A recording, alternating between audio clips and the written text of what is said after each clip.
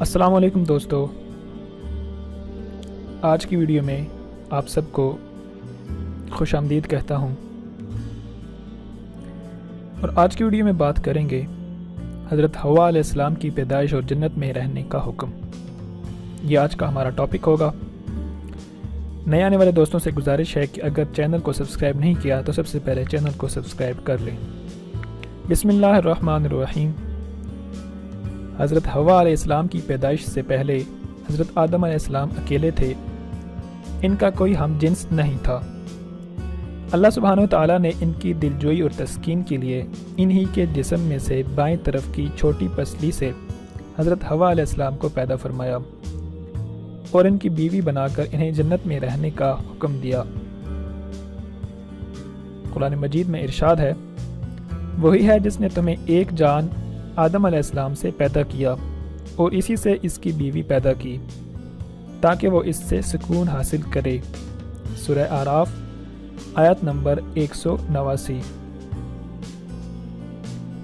ہم نے کہا، اے آدم، آپ اور آپ کی بیوی جنت میں رہو، یعنی کہ حضرت آدم علیہ السلام اور حضرت اماں حوا جو ہیں وہ جنت میں رہتے تھے پیدائش کے بعد۔ یہ سورہ بقرہ آیت نمبر 35۔ حضور اکرم صلی اللہ علیہ وسلم کی حدیث ہے، عورتوں سے حسن سلوک سے پیش آؤ کیونکہ وہ ٹیڑھی پسلی سے پیدا کی گئی ہیں۔ اگر تم اس پسلی کو سیدھا کرنا چاہو گے تو اسے توڑ بیٹھو گے۔ ایک اور حدیث میں ہے، حضرت آدم علیہ السلام سو رہے تھے کہ اللہ عز و جل نے اسی حالت میں ان کی بائیں طرف کی چھوٹی پسلی سے حضرت حوا علیہ السلام کو پیدا فرمایا۔ اس کا حوالہ ہے تفسیر طبری اور اس کے راوی ہیں ابن عباس رضی اللہ تعالی عنہ۔ جب اللہ سبحانہ وتعالیٰ نے حضرت آدم و حوا علیہ السلام کو عزت و اکرام سے نوازتے ہوئے جنت میں رہنے کا حکم دیا تو شیطان یعنی ابلیس کو انسان کی یہ عزت و تکریم برداشت نہ ہوئی۔ اس نے اسی وقت سے ہی انسانوں کو گمراہ کرنے کا منصوبہ بنا لیا۔ انسان سے دشمنی کے لیے اس نے اللہ تعالیٰ سے مہلت طلب کی۔ اللہ عز و جل نے اسے قیامت تک کے لیے مہلت دے دی۔ قرآن مجید میں ارشاد ہے، شیطان نے کہا، اے اللہ، چونکہ آپ نے مجھے گمراہ کر دیا ہے اس لیے میں ان انسانوں کو گمراہ کرنے کے لیے آپ کی سیدھی راہ پر گھات لگا کر ضرور بیٹھوں گا، پھر ان پر حملہ کروں گا، ان کے آگے سے بھی، پیچھے سے بھی، دائیں سے بھی اور بائیں سے بھی، اور آپ ان میں سے اکثر کو شکر گزار نہ پائیں گے۔ یہ شیطان نے کہا کہ میں انسان کی جو سیدھی راہ ہوگی یعنی کہ اللہ کی طرف جو راہ ہوگی اس پر میں گھات لگائے بیٹھا رہوں گا اور ان پر حملہ کروں گا، ان کے آگے سے، پیچھے سے، دائیں سے، بائیں سے، یعنی کہ ہر طرف سے میں ان کو گمراہ کرنے کی کوشش کروں گا، اور پھر آپ ان میں سے اکثر کو شکر گزار نہ پائیں گے، یعنی کہ میں کچھ کو جو ہے وہ اپنی طرف کر لوں گا۔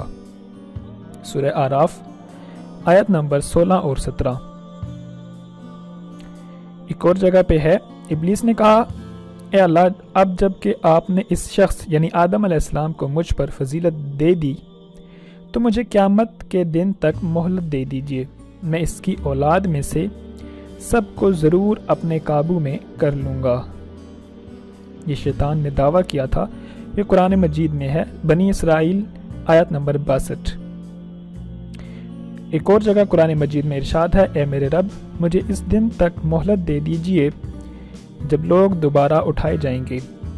اللہ نے فرمایا، تجھے مہلت دی جاتی ہے اس دن تک جس کا وقت معلوم مقرر ہے۔ ابلیس نے کہا، آپ کی عزت کی قسم، میں ان سب لوگوں کو بہکا کر رہوں گا سوائے تیرے مخلص بندوں کے۔ یہ سورہ صاد آیت نمبر 79 اور 83۔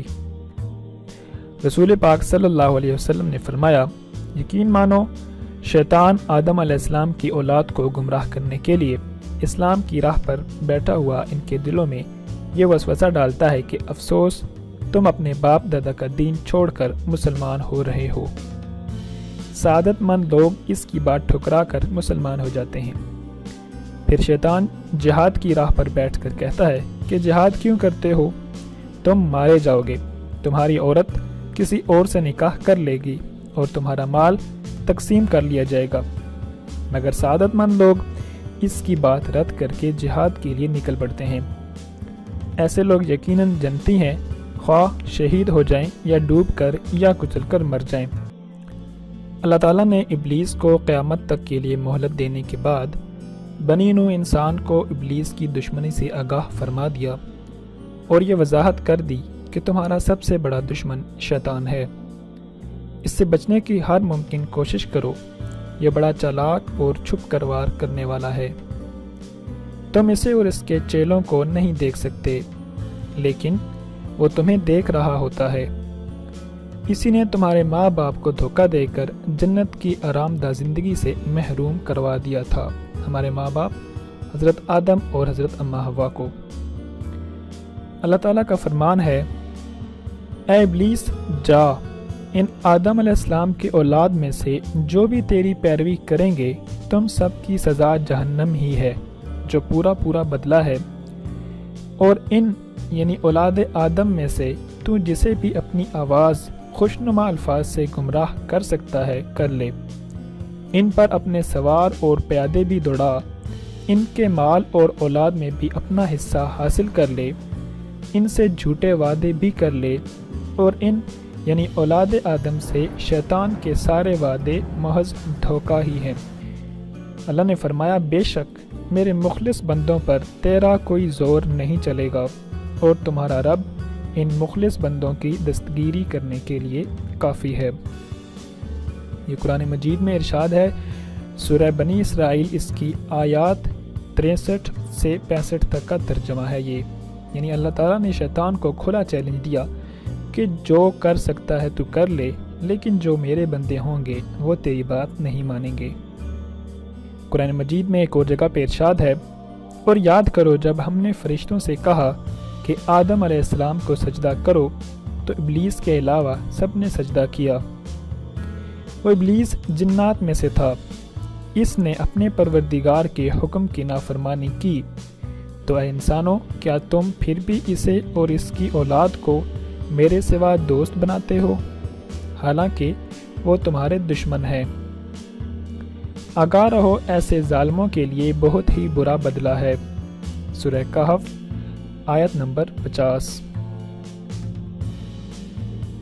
تو آج کا جو دور چل رہا ہے میرے دوستو، آپ کو پتہ ہے کہ کس طرح ہے، ہر بندہ جو ہے وہ یہی چاہتا ہے کہ اس کی زندگی آسانی کے ساتھ سکون کے ساتھ گزرے، اور اس کے لیے وہ کسی بھی حد تک جاتا ہے، نہیں دیکھتا کہ اس راستے پر چلنے سے مجھے کیا نقصانات ہو سکتے ہیں، کہ یا پھر یہ نہیں سوچتا کہ کیا واقعی یہ راستہ ٹھیک ہوگا، اسلام کے اصولوں کے مطابق ہوگا یا نہیں۔